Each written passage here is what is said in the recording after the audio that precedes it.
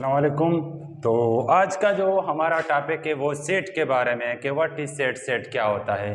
ठीक है, तो सेट के बारे में आज हम पढ़ेंगे कि सेट होता क्या है। इसकी एक शॉर्ट डिफिनीशन लिखी है कि a set is a collection of well defined and distance object. यहाँ पे दो चीजों का जिक्र हुआ है क्योंकि सेट हम उस चीज को कह सकते हैं जिसके अंदर दो शर्त मौजूद हो। अगर उसके अंदर वो दो शर्त मौजूद है तो इसका मतलब है कि ये सेट है। अगर उसके अंदर ये दो चीजें मौजूद नहीं है तो इसका मतलब है कि ये सेट नहीं है। कौन से दो? देखो, a set is the collection. Collection कहते हैं मजमू कि वो सेट जो है वो मजमुआ है किस चीज का? वेल डिफाइंड का और डिस्टेंस का। कि इन दो, अब हमारे पास है कि वेल डिफाइंड क्या है। ठीक है, इन दो चीज के मजमूए को क्या कहते हैं? सेट कहते हैं। वेल डिफाइंड और डिस्टेंस ऑब्जेक्ट का जो मजमुआ है उसको सेट कहते हैं। तो सबसे पहले हम समझते हैं कि हमारे पास वेल डिफाइंड का मतलब क्या है। वेल डिफाइंड किस चीज को कहते हैं? ठीक है बेटा, तो वेल डिफाइंड का मतलब होता है वो चीज जो हमें वाजे हो, हमें पता हो कि ये क्या है। ये टेबल है, ये चेयर है, ये बुक है, ये पेन है, क्या है? मोबाइल है, ब्लैक बोर्ड है। जो भी चीज है हमें पहले ये चीज क्लियर हो कि ये क्या है। वो डिजिट है, डेज ऑफ द वीक है, मंथ है, जो भी चीज है मतलब हमें वो चीज पहले क्लियर होना चाहिए, वाज़ेह होना चाहिए। इस चीज को कहते हैं वेल डिफाइंड। हमें उस चीज का पता होना चाहिए। वेल डिफाइंड मतलब वाज़ेह, क्लियर है। तो उसके बाद है डिस्टेंस। तो डिस्टेंस का मतलब क्या होता है? ऐसे चीज जो यूनिक हो, उसके अंदर फर्क पाया जाए। ठीक है, वो सेम नहीं हो, वो एक ही चीज नहीं हो, तो उस चीज को हम डिस्टेंस कहते हैं। ठीक है, अब बेटे तो इसका मतलब ये हुआ कि ऐसी चीज जो हमें पता हो और उसमें कोई एक चीज दो बार नहीं आया हो तो उसको हम कहते हैं कि ये हमारे पास क्या है? सेट है। ठीक है बेटा, तो चलते हैं आगे की तरफ। उम्मीद है कि आपको इस चीज की समझ आई होगी कि सेट वो चीज जो हमें पता हो और उसमें कोई एक चीज दो बार नहीं आया हो तो वो हमारे पास सेट होता है। फॉर एग्जाम्पल मैं एक एग्जाम्पल देता हूं, a इज इक्वल टू 1 2 3। ठीक है बेटा, तो ये हमारे पास एक सेट है। कैसे सेट है? वेल डिफाइंड भी है, हमें पता भी चल रहा है कि 1 2 3 लिखा हुआ है। ठीक है, ये हमें क्लियर है। और दूसरी बात और डिस्टेंस भी है और हमें ये भी पता है कि इसमें कोई चीज दो बार नहीं आया है। अगर मैं इसका एक दूसरा एग्जांपल दे दूं कि b is equal to A B A. ठीक है बेटा, तो ये हमारे पास क्या है? सेट नहीं है। वो इसलिए नहीं है, ये हमारे पास वेल डिफाइंड है। हमें पता है, एक शर्त यहाँ पे पूरा हुआ है कि ये हमारे पास वेल डिफाइंड है। हमें पता है कि ए बी लिखे हुए हैं, लेकिन उसकी जो दूसरी शर्त है कि उसके अंदर फर्क भी पाया जाए, वो नहीं है। क्योंकि ए दो दफा आया हुआ है तो ऐसी चीज को हम सेट नहीं कह सकते। ऊपर वाला हमारे पास सेट है, नीचे वाला हमारे पास सेट नहीं है। ठीक है बेटा, डिस्टेंस का मतलब यहाँ पे वेल डिफाइंड कहते हैं वाजे, जो वाजे हो, और यहाँ पे डिस्टेंस जिसमें फर्क हो। ठीक है, यूनिक हो, उसके अंदर फर्क पाया जाए, वो चीज सेम नहीं हो। ठीक है बेटा, तो फिर हम क्या है? सेट का लिखने का तरीका। सेट हमेशा जब लिखा जाता है उसका जो पहला लेटर होता है वो हमेशा कैपिटल होता है। सेट का हमेशा पहला लेटर क्या हो?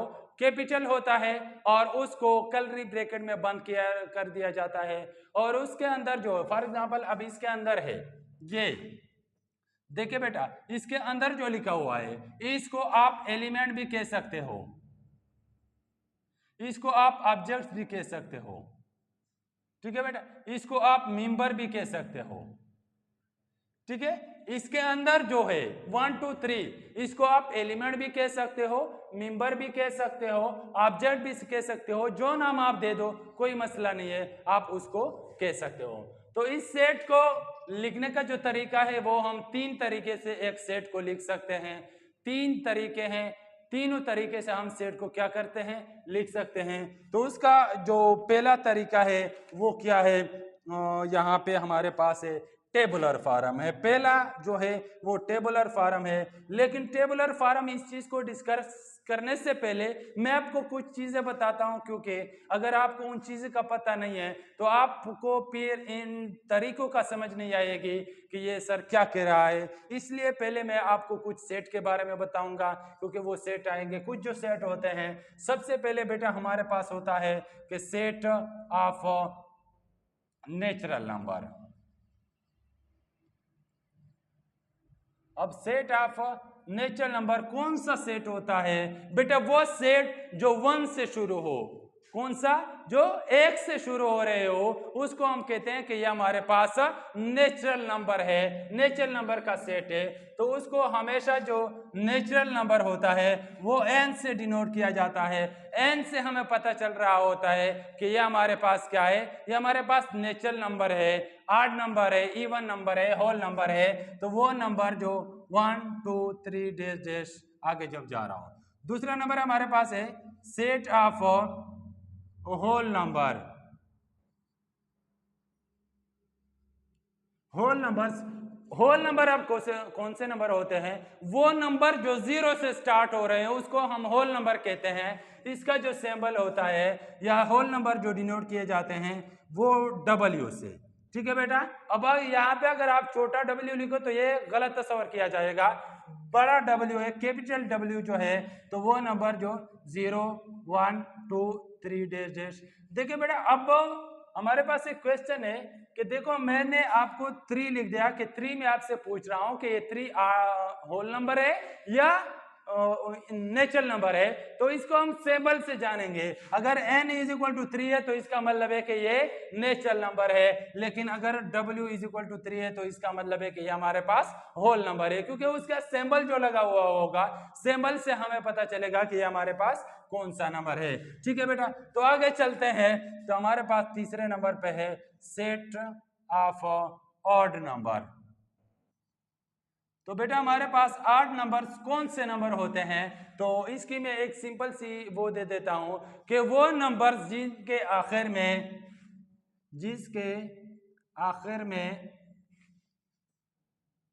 1 3 5 7 और 9 हो। ठीक है बेटा, जिस नंबर के आखिर में, मतलब जिस आदाद के आखिर में 1 3 5 7 9 हो, तो इसका मतलब है कि ये हमारे पास क्या है? 8 नंबर है। तो इसको जो डिनोट किया जाता है वो O से ये डिनोट किया जाता है। O से हमें पता चलता है कि ये हमारे पास क्या है? 8 नंबर है। इसके बाद है कि सेट ऑफ इवन नंबर। अब इवन नंबर कौन से नंबर होते हैं? वो नंबर जिसके आखिर में 0 2 4 6 8 हो।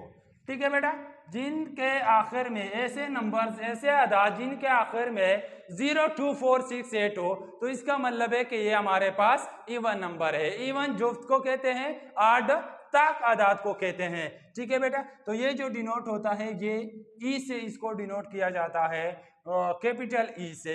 नंबर 5 पे हमारे पास है बेटा कि सेट ऑफ प्राइम नंबर। अब बेटा प्राइम नंबर्स कौन से नंबर होते हैं? वो नंबर्स जिनके ऊपर सिर्फ 2 ही टेबल जाते हो, ऐसे आदाद जिनके ऊपर 2 ही टेबल जाते हो, तो वो हमारे पास प्राइम नंबर होते हैं। लेकिन कौन से 2? एक अपना वाला डे और एक 1 वाला, 2 टेबल जाते हो, एक अपना टेबल और एक 1 वाला टेबल। तो ऐसे आदाद हमारे पास प्राइम नंबर होते हैं, और इसका जो सिंबल है वो P है।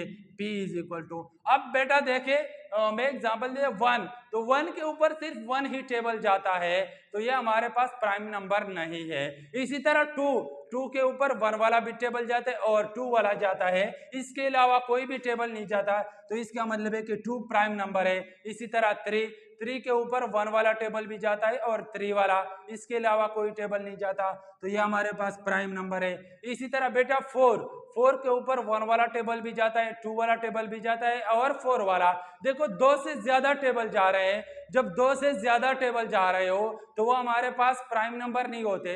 प्राइम वो नंबर होते हैं कि जिनके ऊपर सिर्फ 2 ही टेबल जाते हो। इसी तरह हमारे पास बेटा है 5, क्योंकि 4 तो हमारे पास प्राइम नंबर है नहीं, 5 है, तो 5 के ऊपर 1 वाला टेबल जाता है और 5 वाला टेबल जाता है, इसके अलावा कोई भी टेबल नहीं जाता, तो इसका मतलब है कि 5 हमारे पास क्या है, प्राइम नंबर है। ठीक है बेटा, इसी तरह आप देखते रहो, अगर 2 टेबल जाते हो तो वो प्राइम नंबर है, अगर 2 टेबल नहीं जाते तो इसका मतलब है कि वो प्राइम नंबर नहीं है। अगर आगे नंबर 6 पे है सेट ऑफ कंपोजिट नंबर। अब बेटा कंपोजिट नंबर कौन से नंबर होते हैं, हमने ये पढ़ा है कि जिसके ऊपर 2 टेबल जाते हैं वो प्राइम नंबर होता है। अब जिन आदाद के ऊपर 2 से ज्यादा टेबल जा रहे हो तो वो हमारे पास फिर कंपोजिट नंबर होते हैं। अब 2 से ज्यादा कितने भी टेबल हो सकते हैं, अगर 2 से ज्यादा टेबल जा रहे हैं तो इसका मतलब है कि वो हमारे पास क्या है, कंपोजिट नंबर है। कंपोजिट का जो सिंबल है वो सी है, सी से हमें पता चलता है कि ये हमारे पास कौन से नंबर है, कंपोजिट नंबर है। अब बेटा 1 से स्टार्ट लेते हैं, तो 1 के ऊपर तो 1 ही टेबल जाता है, तो अब क्वेश्चन ये है कि 1 क्या है। अब बेटा ये एमसीक्यूज है, ठीक है। अब 1 एक ऐसा नंबर है कि ना वो प्राइम नंबर है और ना वो कंपोजिट नंबर है। अब 2 तो ऑलरेडी हमारे पास क्या था, वो प्राइम नंबर था, 3 भी प्राइम नंबर है। अब बेटा 4 के ऊपर 1 वाला टेबल जाता है, 2 वाला टेबल भी जाता है और 4 वाला, तो ये 4 जो है ये हमारे पास क्या है बेटा, ये कंपोजिट नंबर है। उसके बाद 5 जो है वो तो प्राइम नंबर था। 6 के देखे, 6 के ऊपर 1 वाला टेबल जाता है, 2 वाला जाता है, 3 वाला भी जाता है, 6 वाला भी जाता है, तो ये 4 टेबल जा रहे हैं। अब 2 से ज्यादा टेबल है तो इसका मतलब है कि ये हमारे पास क्या है, कंपोजिट नंबर है। इस तरह 7 है, तो 7 के ऊपर 1 वाला जाता है और 7 वाला जाता है, इसके अलावा कोई टेबल नहीं जाता, तो ये 7 हमारे पास प्राइम नंबर होगा। इसी तरह 8 है, तो 8 के ऊपर 1 वाला टेबल जाता है, 2 वाला जाता है, 4 वाला भी जाता है, 8 वाला भी जाता है, 4 टेबल जा रहे हैं, 2 से ज्यादा जा रहे हैं, तो ये हमारे पास क्या है बेटा, तो ये कंपोजिट नंबर होगा। ठीक है बेटा, तो इस तरह चेक कर, जब 2 से ज्यादा टेबल जा रहे हो तो हमारे पास क्या है, कंपोजिट नंबर होते हैं। नंबर 7 पे है बेटा सेट ऑफ इंटीजर। अब बेटा इंटीजर कौन से नंबर होते हैं, पहले भी ये चीज मैंने आपको बताई थी। इंटीजर वो आदाद होते हैं जो प्लस में भी हो और माइनस में भी हो, तो उसको क्या कहते हैं, इंटीजर कहते हैं। इसका जो सिंबल होता है वो जेड होता है, जेड से इंटीजर को डिनोट किया जाता है। ऐसे आदाद जो 0 0 plus minus 1 plus minus 2 dash dash, ठीक है बेटा, जो प्लस में भी हो और माइनस में भी हो, तो ऐसे आदाद को इंटीजर बोलते हैं। अब इंटीजर बेटा 2 टाइप्स के होते हैं, पॉजिटिव इंटीजर होता है और नेगेटिव इंटीजर होता है। पॉजिटिव इंटीजर वो जो प्लस वाले आदाद हो, नेगेटिव इंटीजर वो जो माइनस वाले आदाद हो, उनको नेगेटिव इंटीजर कहते हैं। ठीक है बेटा, उम्मीद है बेटा कि यहाँ तक क्लियर होंगे। इससे आगे मैं आपको कुछ सिंबल समझाता हूँ, क्योंकि वो सिंबल फिर आगे क्वेश्चन में यूज होंगे। पहला जो है वो है इसी तरह जो एक शेप बना हुआ है, इसका मतलब होता है सच दैट। ठीक है बेटा, तो ये एक सिंबल हो गया। दूसरा बेटा जो सिंबल है वो इसी तरह का है, इसका जो मतलब है, इसका मतलब है एंड। ठीक है बेटा, क्योंकि आगे कुछ क्वेश्चन में हम सिंबल यूज करेंगे। हम इंग्लिश में तो एंड इस तरह लिखते हैं, लेकिन मैथमेटिक्स में एंड इस तरह लिखा जाता है। तो इसी तरह हमारे पास एक और है, तो इसका मतलब है आर मतलब क्या होता है, या। ठीक है बेटा, तो इसी तरह हमारे पास अगला सिंबल है ये, इसका मतलब होता है ग्रेटर। ठीक है बेटा, ग्रेटर देन। और इसी तरह इसका मतलब होता है, इसका ग्रेटर देन का मतलब होता है कि ये वाला डिजिट बड़ा है और वो वाला डिजिट क्या है, छोटा है। और इसका मतलब ये है कि वो वाला डिजिट बड़ा है, ये वाला डिजिट क्या है, छोटा है। ठीक है बेटा, तो इसका बाद होता है स्मॉलर देन। ठीक है बेटा, तो अब कुछ ऐसे आ जाते हैं कि इसी तरह आ जाते हैं। इसका मतलब बेटा यही है, greater than or equal to, मतलब वो इसके बराबर भी होगा और इससे बड़ा भी होगा।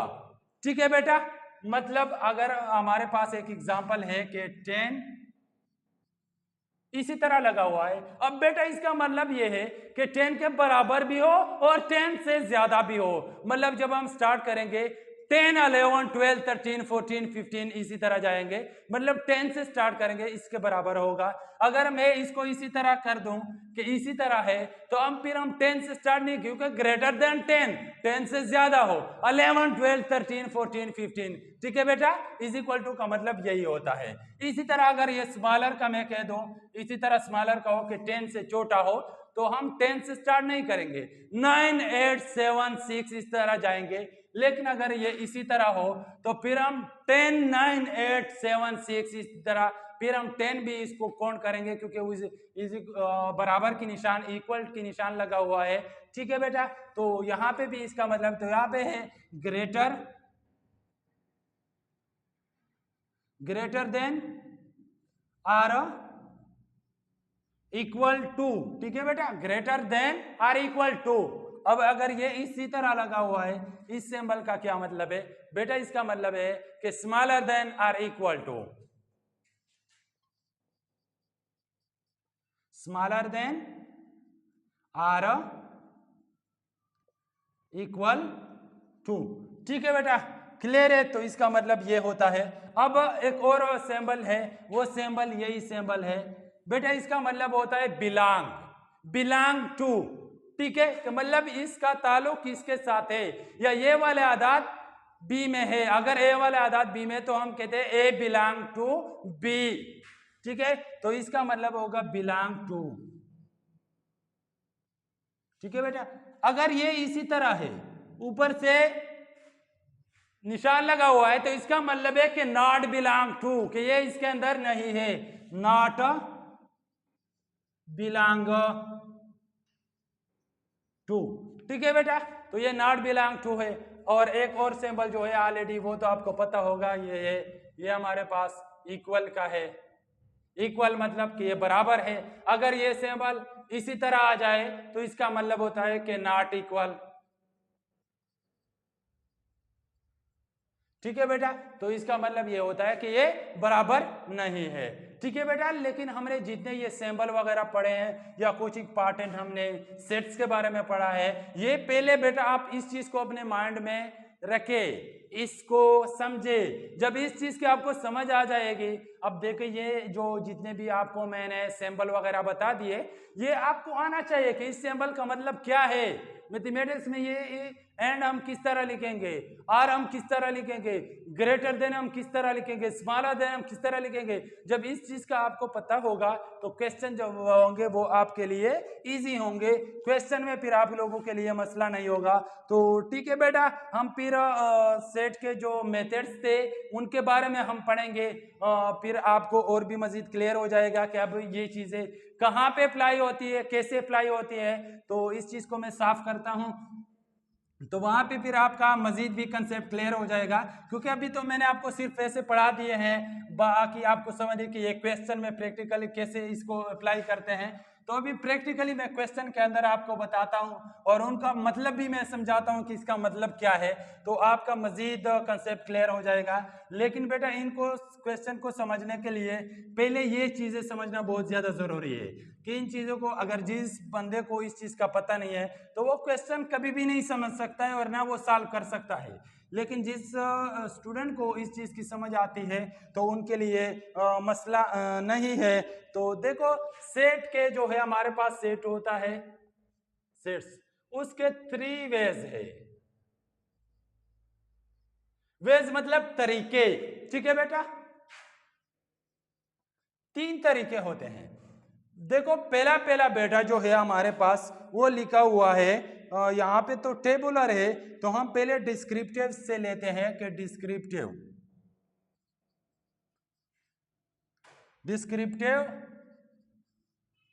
फॉर्म। ठीक है बेटा, तो सबसे पहले हम लिखते हैं डिस्क्रिप्टिव फॉर्म कि डिस्क्रिप्टिव फॉर्म कौन सा सेट का मेथड होता है। डिस्क्रिप्टिव जो है ये डिस्क्राइब से निकला हुआ, मतलब किसी चीज को हम जब बयान करते हैं तो उसको डिस्क्रिप्टिव फॉर्म कहते हैं। मतलब जितने सेट मैंने आपको समझा दिए, the set of natural number, the set of whole number, the set of odd number, the set of even number, ये सब मैंने बेटा जब लिखे थे तो ये मैंने डिस्क्रिप्टिव फॉर्म में लिखे थे। किसी चीज को जब हम इंग्लिश में लिखते हैं तो इसको डिस्क्रिप्टिव फॉर्म कहते हैं। फॉर एग्जाम्पल मैं उस चीज की एक एग्जाम्पल दे देता हूं कि इसकी क्या है। मैं लिखता हूं कि eg A is equal to the set of natural number, ठीक है बेटा। तो ये मैंने डिस्क्रिप्टिव फॉर्म, क्योंकि इसकी डिफिनीशन भी यहां पे लिखा हुआ है, when all the elements of a set are described in words word form then it is called descriptive form. जब हम किसी चीज को एक वर्ड्स की हालत में लिख लेते हैं, देखो बेटा ये वर्ड्स की हालत में लिख लिया है, तो इसका मतलब है कि ये हमारे पास क्या है, सेट से, सॉरी डिस्क्रिप्टिव फॉर्म है इसका, ठीक है। डिस्क्रिप्टिव फॉर्म में हम ऐसे लिखेंगे, आपको पता होना चाहिए जब भी आपको क्वेश्चन आ जाए कि इसको डिस्क्रिप्टिव फॉर्म में लिखे तो उसको इसी तरह इंग्लिश में डिफाइन करना है। बेटा दूसरे नंबर पे है टेबुलर फॉर्म, टेबुलर फॉर्म, और इसका एक दूसरा नाम है जिसको रोस्टर फॉर्म भी कहते हैं, ठीक है बेटा। दो नाम है इसके, टेबुलर फॉर्म भी कहते हैं और रोस्टर फॉर्म भी कहते हैं, ठीक है बेटा। अब डिस्क्रिप्टिव में हम इसको इंग्लिश में लिख लेते हैं।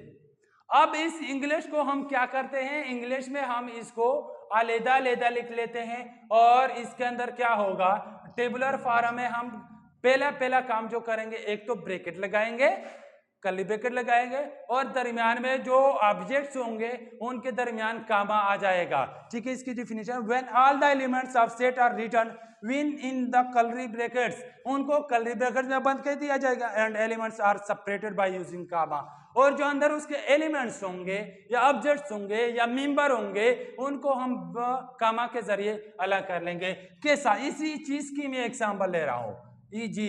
तो ये हो जाएगा a इज इक्वल टू, देखो पहले नंबर पर मैंने ब्रैकेट लगा दिया। अब सेट ऑफ नेचुरल नंबर कौन से नंबर होते हैं, मैंने आपको बताया था कि वो नंबर जो क्या हो, जो 1 से शुरू हो रहे हो, तो ये 1 2 3 डेश आगे जा रहे हैं, ठीक है बेटा। देखो बेटा मैंने क्या कर दिया है, ब्रैकेट भी लगा दिया है और इसको कामा के जरिए क्या कर दिया, अलग कर दिया है। तो इसको बोलते हैं टेबुलर फॉर्म या रोस्टर फॉर्म में मैंने लिख लिया है, ठीक है बेटा।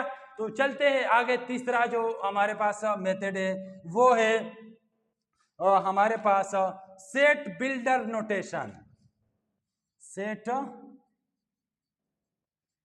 बिल्डर नोटेशन या बिल्डर नोटेशन, ठीक है बेटा। तो हम इसको बिल्डर नोटेशन में करते हैं। तो बिल्डर नोटेशन की वो है, when all the elements of set are expressed by using mathematical notation, कि उनको क्या मैथमेटिकल नोटेशन के जरिए क्या करता है, बयान करना पड़ता है। जिस तरह मैंने आपको बेटा सिंबल बताए थे या आपको मैंने शेप बताए थे कि सच दैट क्या है, एंड किस तरह लिखा जाता है, आर किस तरह लिखा जाता है, ग्रेटर किस तरह लिखा जाता है। बिल्डर फॉर्म में हम वही जो मैथमेटिकली नोटेशन होते हैं उस चीज को हम लिखते हैं, setting all our properties of element given in the set then it is called set builder form, ठीक है। वहां पे हम वो प्रॉपर्टीज जो होती है, वो सिंबल जो होते हैं वही यूज करते हैं, मतलब एंड यूज होता है, एंड हम नहीं लिखते, एंड की जो सिंबल होते हैं वह हम लिखते हैं, आर की सिंबल लिखते हैं, ग्रेटर की सिंबल लिखते हैं, ठीक है बेटा। तो हम मैं एक एग्जांपल दे देता हूं कि इसकी जो एग्जांपल होगी, इसी चीज की मैं एग्जांपल दे रहा हूं जो मैंने पहले लिखा है। तो हमारे पास इसकी एग्जांपल हो जाएगी a is equal to x such that x belong to, ठीक है। यहाँ पे बिलोंग टू, देखो बिलोंग टू मैं नहीं लिख रहा हूँ, उसका मैं सिंबल लिख रहा हूँ, बिलोंग टू। अब नेचुरल नंबर का कौन सा सिंबल था, बिलोंग टू n, ठीक है बेटा। तो ये हमारे पास क्या हो गई, सेट प्रॉपर्टी के मेथड्स के बारे में बता दिया है कि x such that belong to n। n मतलब कि हमारे पास क्या है, नेचुरल नंबर है। तो इस चीज के बारे में मैंने आपको बता दिया है। अभी हम चलते हैं एक्सरसाइज की तरफ। एक्सरसाइज में मैं आपको कुछ क्वेश्चन करके देता हूँ। इजी क्वेश्चन है, कोई मसला नहीं है, सेम टू सेम इस तरह है। लेकिन आपने क्या तीनों तरीकों को समझना होगा। जिस बच्चे को ये तरीके समझ गए उनको पता चल गया कि देखो डिस्क्रिप्टिव में हमने कैसे लिखना है और टेबुलर में हमने कैसे लिखना है, बिल्डर फॉर्म में हमने कैसे लिखना है, तो उसके मुताबिक फिर बेटा हम चलेंगे। तो इस मेथड को लाजमी समझे, इसका समझना बहुत ज़्यादा ज़रूरी है, क्योंकि जिस बच्चे को इस चीज़ की समझ नहीं आती तो उनके लिए ये करना बहुत मुश्किल हो जाएगा, क्योंकि वो तरीका ही नहीं समझता। तो हमारे पास एक्सरसाइज है, एक्सरसाइज 1.7। एक्सरसाइज हमारे पास है 1.7। तो बेटा उसमें पहला जो क्वेश्चन है वो है कि right the following sets in tabular form. उसमें है question number 1, right the following sets in tabular form.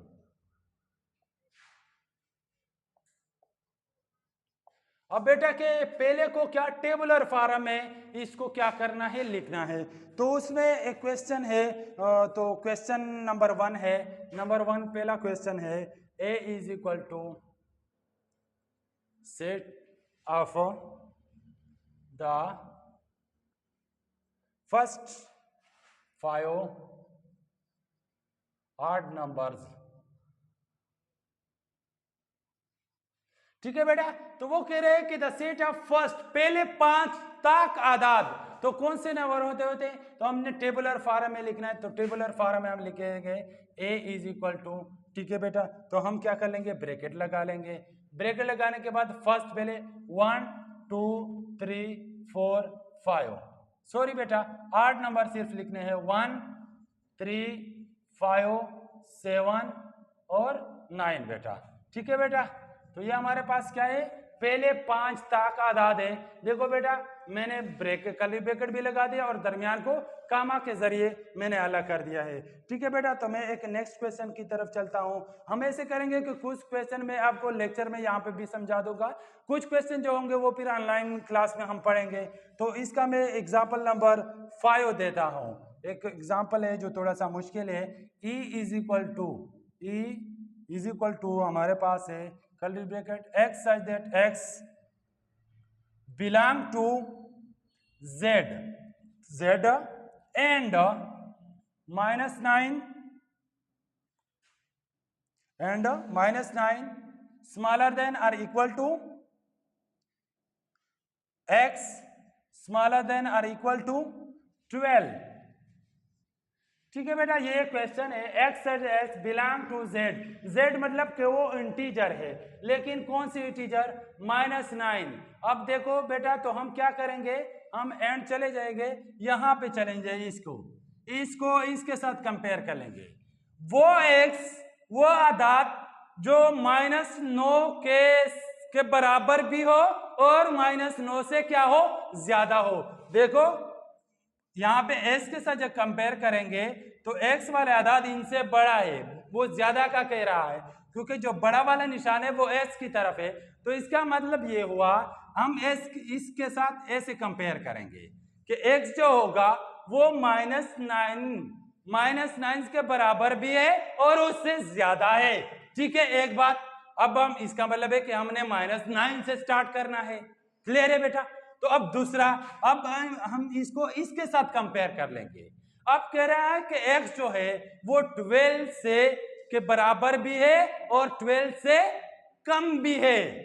ठीक है, कम भी है और 12 के बराबर भी है। तो इसका मतलब होगा कि x is equal to, bracket लगा देंगे, तो ब्रैकेट अब -9, ठीक है, -9 -8 -7 -6 -5 -4 -3 -2 -1 0 1 2 3 4 5 6 7 8 9 10 11, 12, क्योंकि 12 के बराबर भी हो और 12 से कम भी हो। ठीक है, तो हम 12 के बराबर भी है और 12 से कम है। दूसरा कह रहा है कि 9 के बराबर हो और 9 से क्या हो, कम भी हो। तो यहां पे मैंने ऐसे कर दिया है। ठीक है बेटा, तो चलते हैं दूसरे पार्ट की तरफ। दूसरा पार्ट हमारे पास, क्योंकि इसमें मैंने कुछ क्वेश्चन कर दिए हैं, तो नेक्स्ट पार्ट की तरफ हम चलते हैं, नंबर 2 की तरफ। क्वेश्चन नंबर 2, उसमें कह रहा है right the following set in descriptive form. Right the following, right the following sets in descriptive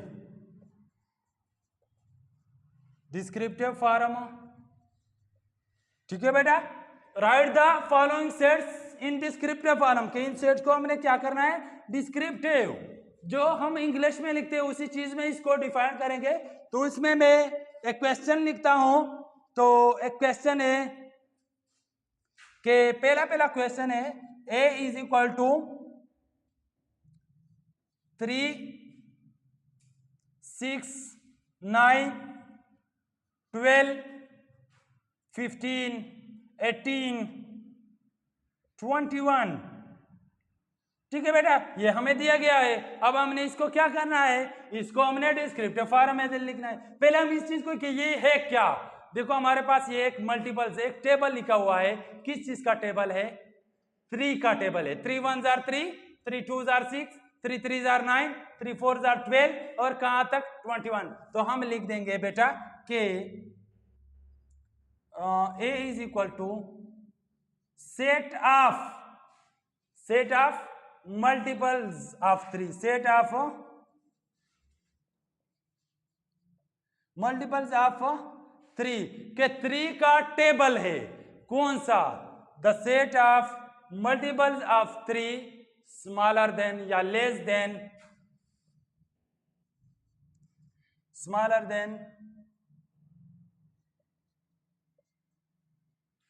then 24।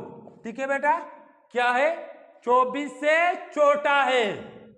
ठीक है, कि 3 का टेबल है लेकिन क्या है, 24 से कम है। ठीक है बेटा, तो ये चीज अभी आपको क्लियर होगी सबको। इसी तरह आपने क्या करना है, एक दूसरा एग्जांपल अगर मैं इसको दे दूं, नंबर 3 वाला क्वेश्चन लिखा हुआ है कि C is equal to bracket y such that y belong to E है, belong to E। ठीक है बेटा, तो belong to E हमारे पास एक सिंबल लगा हुआ है जो इवन नंबर का है। तो हम सिंपल से लिख लेंगे कि C is equal to set of even number, कि हमारे पास क्या है, इवन नंबर है। ठीक है बेटा, तो आगे चलते हैं। नंबर 3 पे हमारे पास से एक वैल्यू दिया गया है कि a is equal to, number 3 जो क्वेश्चन है, a इज इक्वल टू, जो काफी आसान है, 1 2 3 4 5 6 तक दिया गया है। और उसके आगे आपको बताया कि इसमें आपने बिलोंग आर या नॉट बिलोंग टू एक चीज लगाने है कि ये बिलोंग करता है या नहीं करता। उसमें क्वेश्चन है, पहला क्वेश्चन है 2-a, इसका मतलब है कि 2 वाला आदाद a में है। अब 2 वाला आदाद अगर इधर है तो इसका मतलब है कि बिलोंग टू a।